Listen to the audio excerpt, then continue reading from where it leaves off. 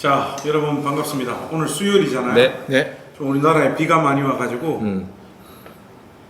중부지방 위로 피해를 입은 분들이 아주 많으신 것 같아요. 그분들에게 우리 주님의 또 위로와 평안이 있기를 바랍니다. 네.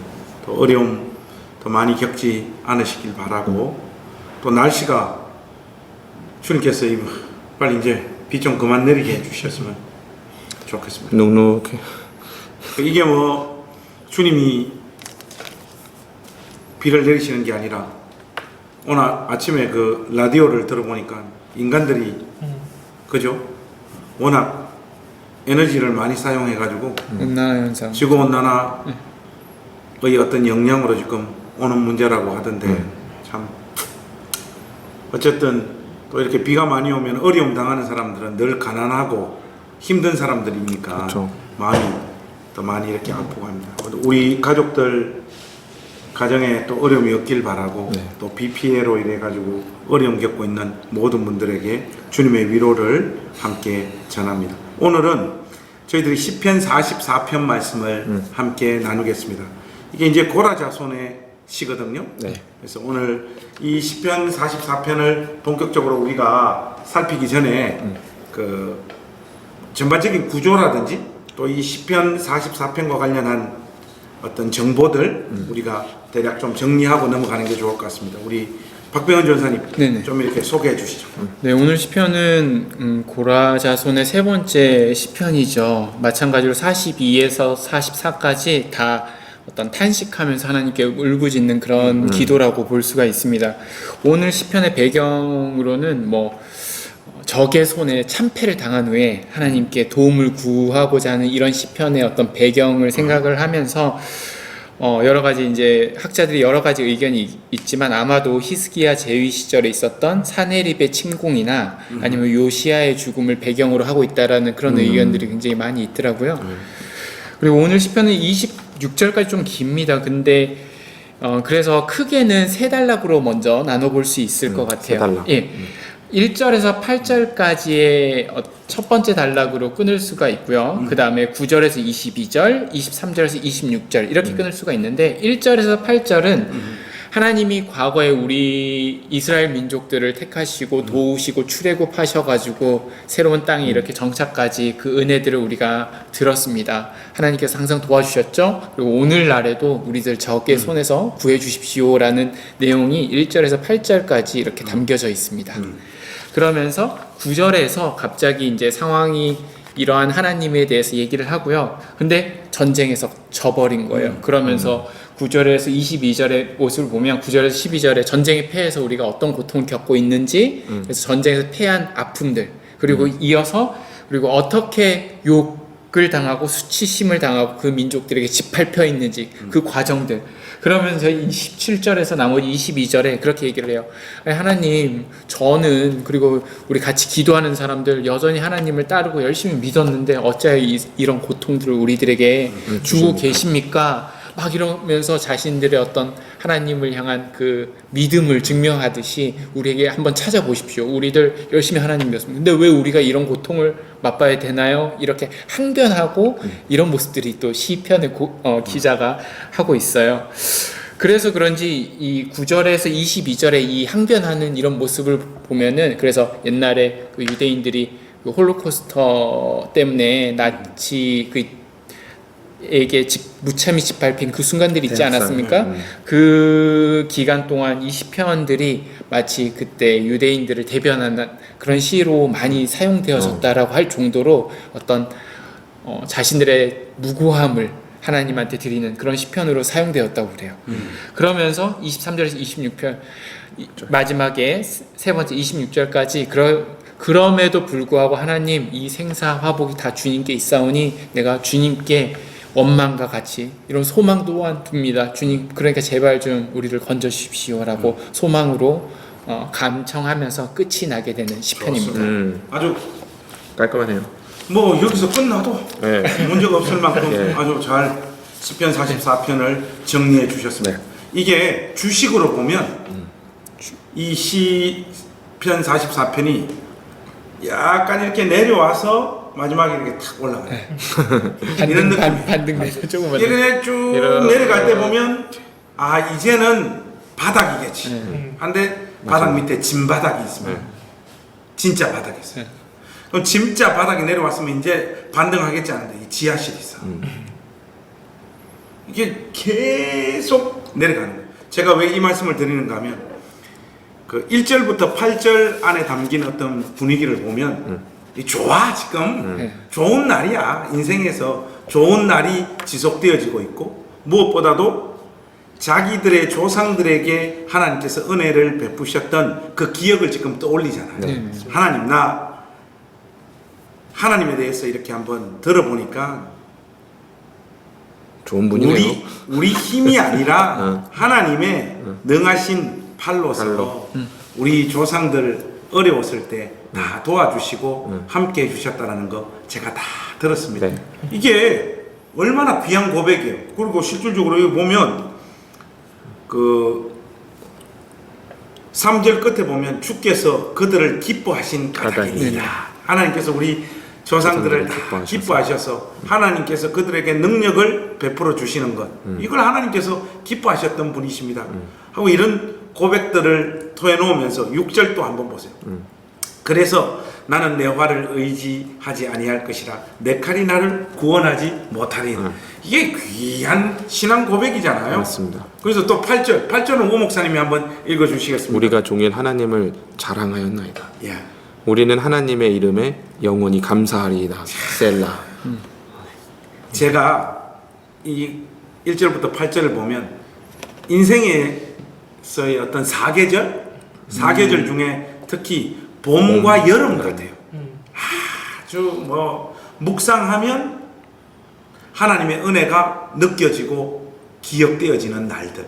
이 속에서는 내가 내 팔을 의지하지 아니하고 하나님 팔을 의지합니다. 하나님은 우리 조상과 우리를 기뻐하시는 분이십니다. 제가 하루 종일 하나님을 자랑합니다. 이런 신앙 고백을 토해놓을 수 있어요. 그리고 여기서 이제 이런 분위기들이 지속되어지면 이게 자기의 신앙의 본질이고 수준이라고 생각을 해요. 그렇죠. 근데 좀 날카롭게 비평을 해보면 신앙 고백이 멋지고 아름다운 분들 있잖아요. 그거 왜 그런 줄 알아요? 먹고 살만하기 때문에 그래요. 뭐 가정적으로나 경제적으로나 주변 여건들이 이 받쳐줄 때는 누구나 이런 고백할 수 있어요. 우리가 가지고 있는 신앙을 토대로 해가지고 고백을 할 수 있단 말이에요. 그런데 이제 8절 넘어가는 상황에서 이제 이 시의 분위기가 확 바뀝니다. 여기 보면 조상들에 대한 기억을 근거로 쉽게 말해서 하나님께서 자기 조상들에게 베풀어 주셨던 은혜에 대한 기억들 그 기억들을 떠올리며 자기가 지금 만나고 있는 어려움 적이 지금 공격해 들어오고 있는 것 같아요. 이 상황에 이전에 조상들에게 베푸셨던 그 은혜를 나에게도 베풀어 주옵소서. 하나님 우리 조상들에게 은혜를 베푸셨지 않습니까? 하는 논리가 1절부터 8절에 깔려 있어요. 뭐 이런 뭐 논리나 주장과 기도가 잘못된 것은 아니죠. 그렇죠. 아닌데 자기의 기대가 판판이 깨지는 현실을 만난단 말이죠.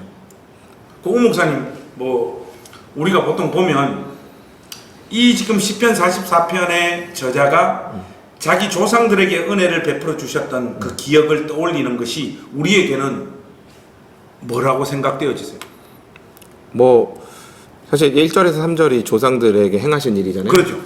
어떻게 보면 이스라엘에게 있어서 하나님의 구속사, 하나님 우리를 구원하신 역사를 기억하는 것은 우리 신자들에게는 이제 성경의 말씀, 하나님의 말씀, 하나님의 약속. 보통 이제 그것들을 이렇게 설교하죠. 그죠. 하나님의 말씀과 약속을 믿고 열심히 신앙생활하면 하나님께서 우리 인생을 책임지신다. 하나님 알통을 우리에게 부으신다 이거 아니에요? 우리에게 복 주신다. 어떤 위기에서도 구원하신다.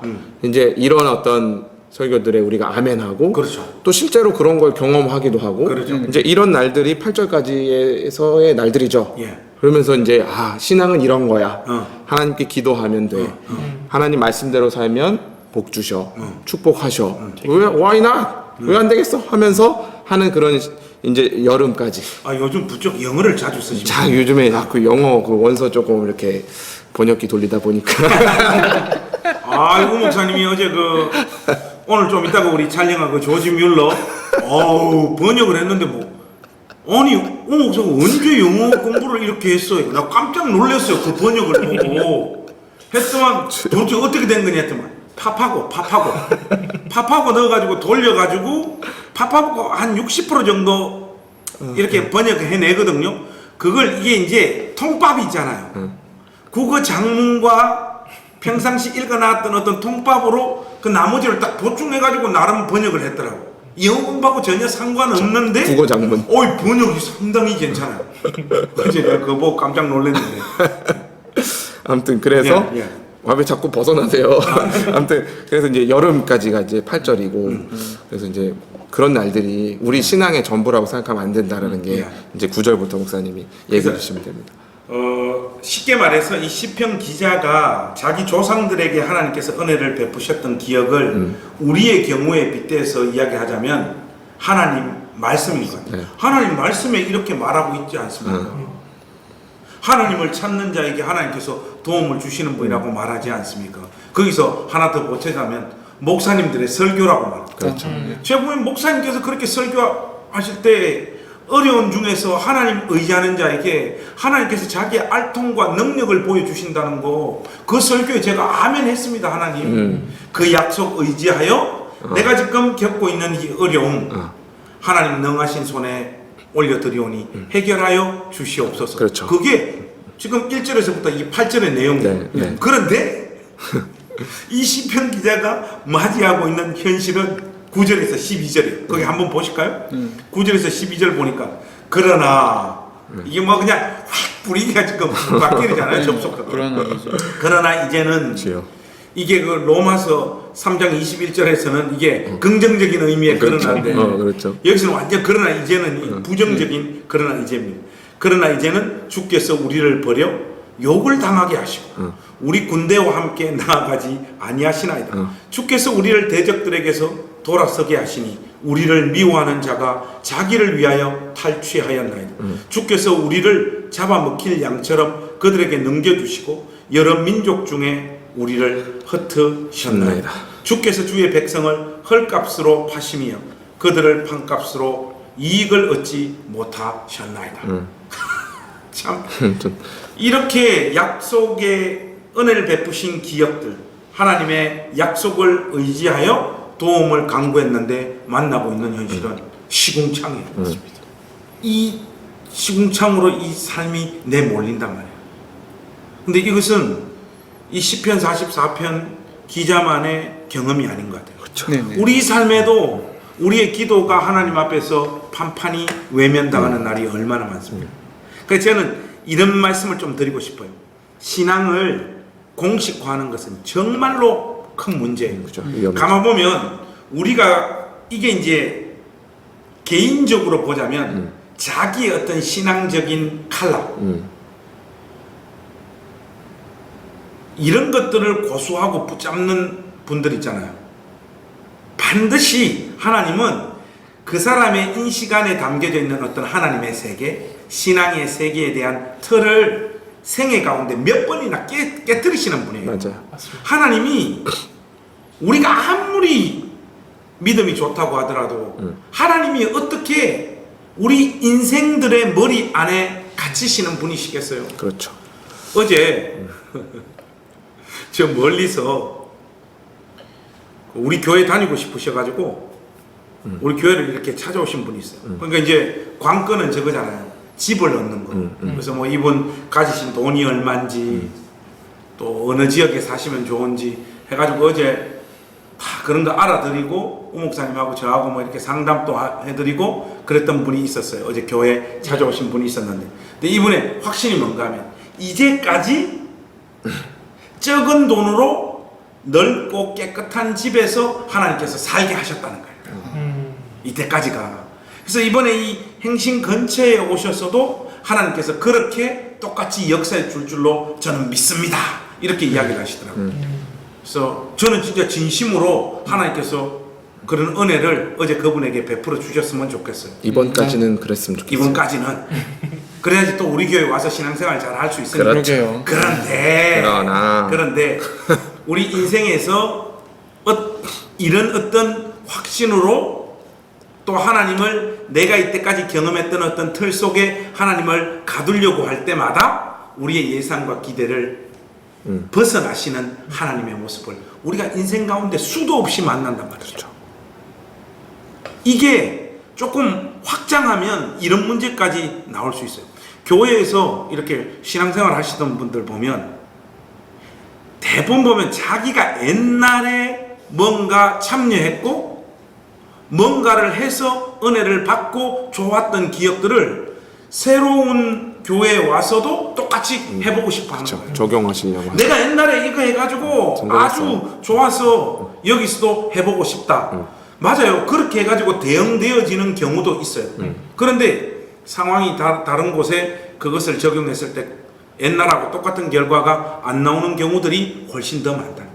마치 우리가 이런 부분들을 하나님을 향해서 굉장히 많은 실수를 하는 거예요. 그렇죠. 옛날에 기도원 올라가가지고 만나주셨던 하나님 왜 나 안 만나주십니까? 그리고 또 이런 분들 계세요. 왜 교회를 개척해가지고 교회가 이렇게 굉장히 안정됐어. 그래서 나는 개척의 은사가 있는가 보다 해가지고 다 물려주고 또 또 다른 데 이렇게 개척 나가. 왜냐면 나는 개척의 은사가 있어. 나갔는데 안 돼. 그게 사람 인생이라고. 그래서 두려워서 안 나가시는 겁니까, 개척? 그만해. 지금 뭐 하는 거예요? 아니 개척의 은사가 이 있으시다고. 목사님이 이 교회를 먹고 싶다는 거지. 아니 개척의 은사가 있으시다고. 저는 그래서- 이 얘기 보니까 그 말 많이 하는 말이 떠올라요. 나는 교회 다니는데 열심히 다니는데 왜 이러나 내 인생. 예. 흔히 저희가 많이 하는 말이잖아요. 교회 다니면 뭔가 은혜 받고 분명히 그렇다고 들었는데 내 삶이 아니 지금 이제 제가 제 삶이 그렇다는 게 아니라 많은 네 사람들이 삶이 그렇다는 아니요 그게 아니라 아니요 우리의 삶이 근데 이게 또 거꾸로도 마찬가지예요. 네. 그렇죠. 이게 그러니까 우리가 인생에서 좋은 경험, 긍정적인 경험, 은혜 받은 경험을 하게 되어지면 신앙의 어떤 결들이 좀 부정적으로 표현하자면 너무 말랑말랑해져요. 그리고 하나님의 어떤 틀과 자기 경험 안에 가두는 경향이 있고요. 이게 이제 조금 바꿔놓으면 이런 문제가 발생되어지는 거죠. 계속해서 부정적인 경험만 한 거예요. 어려운 경험. 금방 박병현 전사님 이야기했죠. 너 예수 믿었는데 왜 왜 이러나? 인생은 왜 이러나 싶은 사람은 그것으로 또 하나님을 가두는 거예요. 그렇죠. 기대를 안 하는 거죠. 하나님 우리 인생 가운데 베풀어 주시는 선하심이라든지 실질적으로 도우시는 하나님의 능력을 기대하는 마음들 여기서 다 그냥 고갈되어 버린 맞아요. 그런 심령으로 하나님 앞에 서는 잘못들을 우리가 저지를 수 있는 거죠. 그 이런 부분들을 우리가 이 8절 말씀까지 읽으면서 좀 잘 생각을 해야 돼요. 네. 근데 이제 9절에서 12절은 그렇게 이제 전쟁에서 깨지는 현실을 만날 네. 뿐만 아니라 이제 지하로 내려갑니다. 네. 진바닥으로 내려갑니다. 13절에서 16절에 보면 구체적인 수치와 받은 네. 조롱. 조롱들이 나오잖아요. 이 부분은 우리 그 세 분 중에 제일 그 우울한 그 심령을 지금 소유하고 있는 박병현 전사님이 한번 읽어주시면 좋겠어요. 날 줄 알았어. 13절에서 16절. 좋습니다. 우울하게. 예. 전 그냥 해도 우울하니까. 주께서 우리로 하여금 이웃에게 욕을 당하게 하시니 그들이 우리를 둘러싸고 조소하고 조롱하나이다. 주께서 우리를 뭇 백성 중에 이야기거리가 되게 하시며 민족 중에서 머리 흔듦을 당하게 하셨나이다. 나의 능욕이 종일 내 앞에 있으며 수치가 내 얼굴을 덮었으니 나를 비방하고 욕하는 소리 때문이요 나의 원수와 나의 복수자 때문이다. 그래서 23절과 16절에 흐르고 있는 정서는 다른 사람들이 자기 삶이 지금 어그러지고 망가져서 놀리고 수군수군 되는 거. 그 고통 앞에서 지금 겪는 어떤 감정의 상태인 것 같아요. 이게 인생에서 보면 참 힘들잖아요. 맞습니다. 제일 힘들죠. 정말. 이런 어떤 상황으로 삶이 그냥 확 내몰리게 되면 하나님의 은혜를 아까 1절에서부터 8절 말씀에 기억했던 그런 어떤 은혜에 대한 기억들이 심령에서 그냥 다 사라져버립니다. 그리고 자기가 지금 사람들로부터 조롱당하고 있는 그 현실만 지금 막 크게 또 다시금 자기 인생 가운데 달고 저는 이런 걸 보면서 우리가 이래야 된다 저래야 된다 이런 것보다도 인간이라고 하는 존재의 이 어떤 마음의 상태가 우리에게 주어진 어떤 상황과 삶의 조건에 따라 얼마나 쉽게 이렇게 왔다 갔다 할 수 있는 존재인가. 그 우리 어떤 연약함을 좀 볼 수 있어야 될 것 같아요. 우리가 뭐 대단한 존재가 아니에요.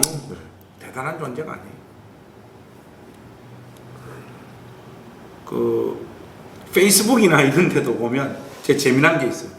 어떤 분들 보면 어제까지만 해도 막 주님의 은혜를 놀랍게 찬양해요. 근데 최근에 어떤 보니까 제가 잘 아는 형님 한 분이 통풍에 걸렸어. 그 전날은 막 올 글로리 투 가 모든 영광 하나님 참 감사하고 제가 만나서 상담했던 사람 다 치유받고 다 일어서고 한다 이런 너무 감사하다 했는데 몸이 안 좋아서 병원을 갔더만 안 좋은 진단을 받은 거기에서 오는 어떤 상실감들. 그 사람이 자기가 지금 만나는 현실에 따라서 올라갔다가 이렇게 금방 꺾일 수밖에 없는 게 우리의 현실이라는 거. 그게 우리의 실상이라는 거. 그래서 좀 이런 말씀 드리고 좋은 날도 너무 방방 뛰지 말고 슬프고 괴롭고 어려운 날에도 마치 하나님이 우리 삶 가운데서 영원히 떠나버린 것처럼 얼굴을 우거지상 한 상태로 있는 것은 우리 신자가 하나님 앞에서 가져야 될 삶의 모습이 아닌 것 같아요. 근데 우리는 좋은 날은 너무 방방 뜨고 고통스러운 날은 너무 또 괴로워하는 이 사이를 왔다 갔다 하는 존재인 것 같아요. 그런 저의 모습도 이렇게 보여지는 것 같아요. 이런 어떤 시편 기자의 모습 속에서 좀 여러분 개인의 어떤 모습들은 좀 보여지지 않습니까? 좀 어떻습니까? 많이 보이죠. 저희가 남들을 얘기할 때는 이제 목회자다 보니까 누구 상담하거나 조언하거나 할 때는 이런 상황에 있는 사람들에게 아니다. 하나님 힘이 되신다. 다시 회복시키실 것이다. 이렇게 얘기하잖아요.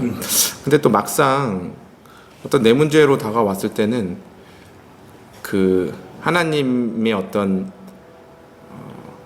이유와 목적을 가지고 내 삶에 고난도 주시고 복도 주시는 이 과정을 반복하시는 거를 모르는 것 같아요. 이해를 못하고 그게 안에 갇혀서 또 힘들어하고 그러니까 온갖 엄살이 다 나오는 거죠. 다른 사람을 향해서는 이게 하나님 뜻이고 고난의 순간에도 하나님 계획이 있고 이렇게 얘기할 수 있지만 내가 어떤 그 문제를 만났을 때는 또 막상 그것 때문에 너무 힘들어하는 모습 속에서 이게 비참하다. 말을 함부로 내서는 안 되겠다 누군가에게 이런 생각들을 되게 많이 하는 것 같아요. 네.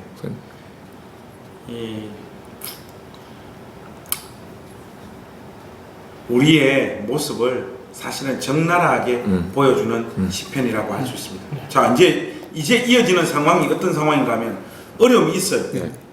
그래서 옛날에 때 하나님께서 은혜 베풀어 주신 기억을 근거로 하나님 앞에 도와달라고 하나님의 능하신 팔을 의지한다고 기도했어요. 그런데 전쟁에서 패합니다. 이건 뭐지? 했는데 패해서 맞이하는 삶의 결과가 이거 완전 수치고 조롱이고 하는 시간들로 진입해버리는 거예요. 이런 상황들이 길어지면 그 다음은 사람이 가지는 이 어떤 정서적인 어떤 결이 어디로 흐르는가 하면 삐쳐요. 삐칩니다. 섭섭함이 확 찾아옵니다.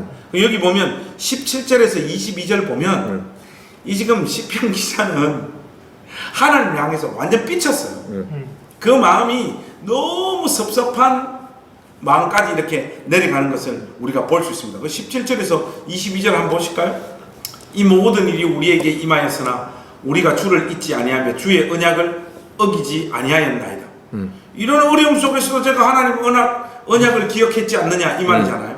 또 우리의 마음은 위축되지 아니하고 우리의 걸음도 주의 길을 떠나지 아니하였으나 위축되지도 않고 믿음으로 시종 일관 그 걸어갔다. 어려움을 받아냈습니다. 한 19절. 19절. 그런데 주께서 우리를 승량의 처소에 밀어 넣으시고 우리를 사망의 그늘로 덮으셨나이다. 우리가 우리 하나님의 이름을 잊어버렸거나 우리 손을 이방신에게 향하여 폈다면 하나님이 이를 알아내지 아니하였으리이까. 무릇 주는 마음의 비밀을 아시나요? 우리가 하나님 안 버렸다는 거 하나님 다 알지 않죠? 응? 근데 이방신을 한 것도 아니고 아니래. 마음 팔아먹은 것도 아닌데 22절 보면 우리가 종일 주를 위하여 죽임을 당하게 되면 도살할 양같이 여김을 받았나이다. 이건 지금 마음속에 믿음 지키고 신앙 지키고 끝까지 하나님 앞에 신실했는데 하나님 나를 이런 삶으로 이렇게 몰아넣는 이 잔인한 하나님 이 도대체 어떻게 된 겁니까? 하는 그 하나님을 향하는 온갖 섭섭한 마음들이 팍 쏟아지는 거예요. 여기 재밌는 게 예. 뭐 어기지 아니했습니다, 위축되지도 아니했습니다 이렇게 부정을 말을 하잖아요. 근데 영어에는 그런 게 있지 않습니까? 뭐 안 했다 했을 때 그냥 뭐 안 했어 maybe not, may not이나 would not 이런 표현이 아니라 여기에서 쓰인 부정은 I must not이나 will not이나 절대 100% 부정. 정말 나의 어떤 결백을 주장할 만큼 강력한 부정의 의미를 사용했다고 해요. 근데 나는 절대 하나님 버린 적 없습니다. 절대로 티끌만큼도 그런 강한 정도의 어떤 진짜 부정을 해서 진짜 그런 거 아니야? 얘? 그런 식으로 얘기를 한 것 같아요. 근데 여기 22절에요. 종일 주를 위하여 이렇게 나가잖아요. 예. 여기서 위하여는 뭔가 주님을 위해서 내가 그런 것 같은 헌신의 뉘앙스가 많이 들어있는데 새 번역에서는 그 위하여를 뒤로 뺐어요. 예. 뭐라고 하냐면 이게 그러니까 삐진 게 맞는 게 이거예요. 우리가 날마다 죽임을 당하며 잡아먹힐 양과 같은 처지가 된 것은 주님 때문입니다. 빼박이야. 그냥 언어는 맞아요. 서운함이 깊이 들어있는 그 뉘앙스가 있다는 거예요. 자기는 전혀 그럴 만한 난 이런 일 당할 일이 없는데 나 지금 이렇게 당하는 건 당신 때문입니다. 주님 때문이야. 약간 이렇게. 직역을 해버렸네. 이 시리의 44편의 첫 출발이 참 좋았는데 지금은 완전 그 마음의 상태에서 완전 바닥으로 떨어지는 좀 더 가면 고소할 것 같아요. 이게 그 인간이에요. 이게. 그러니까. 그러니까 우리 자신에 대해서 너무 스스로에 대한 인식이 높으면 안 돼요. 우리가 그렇게 대단한 존재가 아니에요. 그런데 이 사람이 너무 아까 우리 박변 전사님이나 금방 원문의 의미를 설명해 주셨듯이 나는 절대로 하나님 안 잊어버렸고 내 손 안 의지하고 끝까지 하나님 의지하고 있었는데 어떻게 이런 현실을 주십니까? 나는 죽어도 잘못하지 않았습니다. 맞습니다. 지금 이야기하고 있는 거죠. 그런데 사람이 삐치면 가지게 되어지는 마음의 상태가 이거더라고요. 삐치면 자기의 어떤 잘못이라든지 그렇죠. 못난 모습이 절대로 안 보여요. 상대방의 모습만 크게 보이죠. 맞아요. 부부싸움 하잖아요. 재미난 게 있어요. 딱 해서 목욕실에 딱 있다가 오늘 집구석 돌아가면 이런 걸로 오늘 찌른다. 공격하겠다. 주도 면밀하시네요. 딱 해가지고 올라갑니다. 올라가서 이야기 좀 하자. 당신 말이지. 이런 거. 어떻게 그럴 수가 있어? 딱 이야기하면 대포가 날라옵니다. 근데 그 대포가 날라오는데 내가 그 큰 대포를 조금 더 인식하지 못하고 있었다는 거예요. 결국 나도 소총 3방 쐈는데 대포 그냥 한 방 맞고 나가 떨어지는 거예요. 아, 내가 보지 못한 일상에서의 내 잘못이 이런 게 있었구나. 그때서야 비로소 깨닫는 거예요. 그럼 주로 새총이나 소총 쏘고 대포 맞고 그러십니까? 대부분? 뭐 굳이 표현하자면 그런데 이게 그 결국 뭔가 하면 섭섭하고 삐치면 자기 잘못은 못 본다는 거예요. 그렇죠. 뭐, 나는 절대로 안 잘못했습니다. 안 잘못하긴 뭘 안 잘못해. 삐졌을 때 예. 상대방 탓할 때 제일 많이 하는 말이 예. 부부싸움 할 때 그거잖아요. 예. 네가 어떻게 나한테 이럴 수 있어? 그러니까 어떻게 나한테 이래? 지금 하나님을 향해 그거잖아 지금. 나는 다 잘했는데 나는 옳고 나는 의롭고 나는 다 지켰어 하나님. 근데 어떻게 나한테 이럴 수 있어요? 그렇게 되더라는 거죠. 결국은 싸움할 때. 우리는 우리의 인식의 가치는 존재고 맞아요.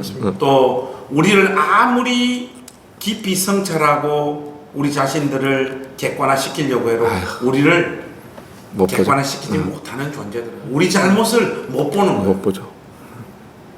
근데 어쨌든 이 섭섭한 마음 가운데 하나님 향해서 이렇게 시편 기자가 마음을 표현을 하는데 보통 이런 상태면 이제 끝났어. 그치. 하나님하고 얼굴 안 영영 보려고. 빠빠이 등져버리고 던져버리고 끝났어. 내가 하나님 앞에 페이스북 신실함을 지켰는데 하나님이 나한테 페이스북을 하지 않으셨으니 배신이요. 나도 이제 여기서 저 갈 길 가겠습니다. 이게 일반적인 흐름이죠. 그렇죠. 근데 여기서 이 시편 기자가요 이렇습니다. 저는 이 23절에서부터 26절 말씀이 그래서 중요하다고 봐요. 자, 23절 한번 보세요. 주여 깨소서 어찌하여 주무시나이까. 이게 원래대로 하면 이건 논리적인 흐름은 계속해서 쳐자빠져 자세요. 나는 내 길 갑니다. 이건데 주여 깨십시오.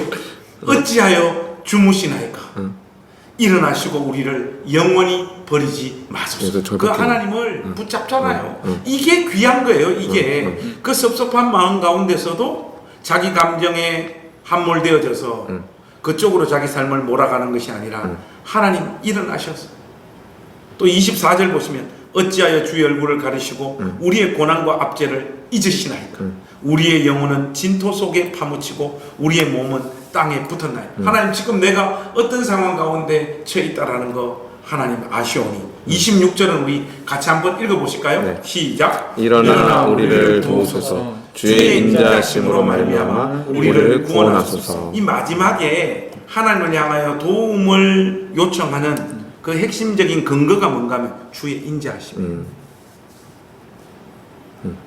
헤세드. 하나님의 그 무궁하신 사랑. 그 저는 이 26절 안에서 이 시편 기자의 마음이 살짝 자기를 제대로 볼 수 있는 시각으로 좀 교정됐다고 저는 확실해요. 왜냐하면 주의 인자하심으로 말미암아 우리를 구원해 달라고 하잖아요. 하나님 혹시나 제가 모를 하나님 앞에서의 어떤 잘못들이 있다면 하나님의 능하신 사랑 끝없이 이어지는 그 사랑으로 우리를 구원해 주십시오 하고 마지막 하나님 손을 이렇게 잡잖아요. 그래서 저는 오늘 시편 44편을 쭉 정리를 하면서 좋은 날 좋고 아름다운 말로 하나님을 찬양하는 것은 별로 어렵지 않아요. 잘할 수 있어요. 그는 어지간한 사람들은 물론 좋은 날 마음 팔아먹고 교만해지고 마음이 높아지는 경우도 있지만 그렇죠. 좋은 날 하나님 찬양하는 것은 그렇게 어렵지 않아요. 그런데 하나님의 은혜를 기억하고 약속을 붙잡고 또 이전에 나에게 베풀어 주신 은혜에 대한 기억들을 의지하여 하나님 앞에 간구한 그 기도가 깨지고 외면받고 그래서 삶이 총체적으로 어그러지고 무너져 버린, 그래서 하나님을 향하여 섭섭하고 삐친 심령의 상태가 되었을 때 그때 다시금 하나님을 깨우고 하나님 일어나서 나를 구원해 달라고 요청하는 것, 이거는 결코 쉬운 게 아니거든요. 그렇죠. 인간관계에도 보면 저도 이렇게 그 목회를 하다 보면 저부터 그래요. 여기 섭섭한 마음이 딱 자리 잡히면 그 사람은 끝이야.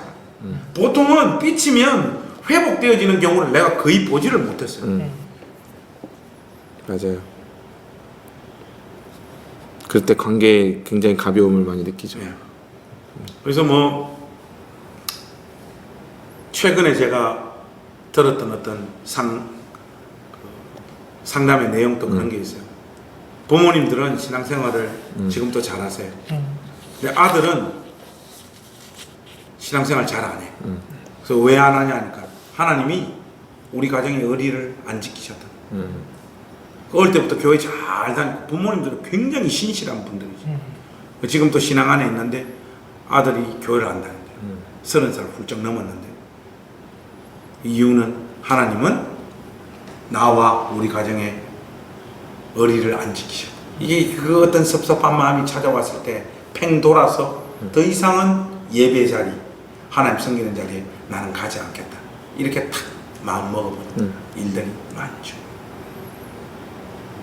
그런 거랑 비춰보면 오늘 시편이 고라자손의 고백이라는 게 되게 인상적인 것 같아요. 예. 어떻게 보면 그 삐쳐서 되게 세게 맞았잖아요.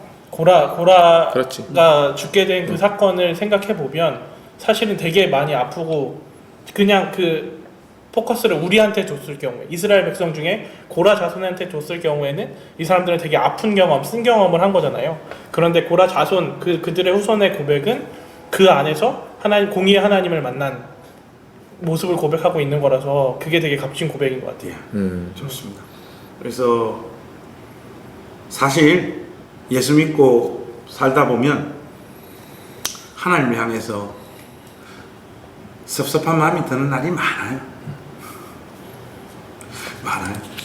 근데 그 지점에서 우리가 하나님을 향하여 어떤 포지션에 서는가, 이게 신앙에 있어서 굉장히 중요한 거예요. 절대로 좋은 날만 있지가 않잖아. 그렇죠. 맞아요. 그리고 초반에 다루었듯이 내가 예상하고 기대했던 방식대로 하나님이 내 인생 가운데 찾아오시질 않아요. 그랬을 때 우리 마음 가운데 찾아오는 이런저런 고통스러운 섭섭함, 답답함, 막막함 가운데 우리는 어떤 선택을 할 것인가. 그것이 이 시편 44편이 우리에게 던지는 도전입니다. 그래서 오늘 이 영상을 보는 분들에게 결론으로 이런 말씀을 드리고 싶습니다. 삶이 여러분들을 속이고 계십니까? 돈 다 떨어졌습니까? 자식들 여러분들 원하는 대로 잘 안 됩니까? 여러분이 기대했던 인생의 열매들이 여러분들 삶 가운데 없습니까? 이런저런 관계의 어려움 가운데 여러분 삶이 내몰려 있습니까? 그래서 실질적으로 여러분들의 마음의 상태가 하나님을 향하여 어떤 기대도 없고, 그것을 굳이 표현을 하자면 섭섭함이라고 표현할 만큼 하나님을 향한 마음이 공허하고 붕 떠 있고 이러지도 저러지도 못하는 상황 가운데 놓여 있습니까? 그렇다면 이 시편 44편 기자가 노래한 23절에서 26절 말씀을 읽으시고 하나님 앞에 도움을 요청하시고, 하나님께서 여러분 인생 가운데 주무시지 아니하고 깨어나서 여러분 인생을 만져달라고 하나님 앞에 기도하는 믿음의 자리에 서시기를 우리 주님의 이름으로 권해드립니다. 아멘. 자, 오늘 이렇게 44편 정리하고 다음 주 45편 네. 우리가 준비해서 만나도록 하겠습니다. 여러분 안녕히 계십시오. 네, 감사합니다. 감사합니다.